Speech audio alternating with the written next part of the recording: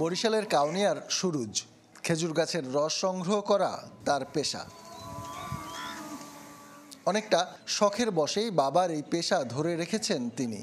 খেজুর গাছের শরীর চিরে ফোটায় ফোটায় জমা হওয়া রস সংগ্রহ করেন শীতের ভোরে।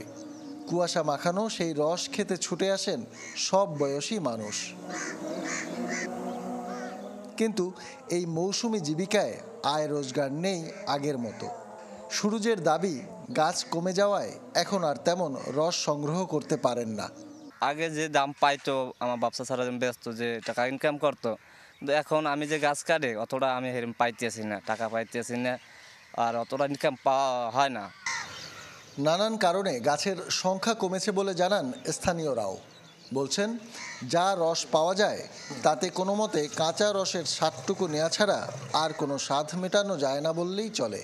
আমাদের বরিশালে তো রস অ্যাভেলেবেল না, চাহিদার তুলনায় খুবই কম উৎপাদন হয়, যার ফলে এখানে গুড় তৈরি করা হয় না, এখানে শুধু রস দিয়ে পিঠা তৈরির জন্য নেওয়া হয়। খেজুর গাছের সংখ্যা কম, তো এই জন্য গুড়টা সচরাচর তৈরি হয় না। খেজুর গাছের সংখ্যা নিয়ে তেমন গুরুত্ব নেই কৃষি সম্প্রসারণ অধিদপ্তরের, যদিও জনসচেতনতা তৈরির জন্য কাজ করছেন বলে দাবি এই কৃষি কর্মকর্তার। খেজুরের গাছ লাগানোর ব্যাপারে মানুষকে উদ্বুদ্ধ করছে। আমাদের একটি প্রোগ্রাম আছে, তাল খেজুরের গাছ রোপণ।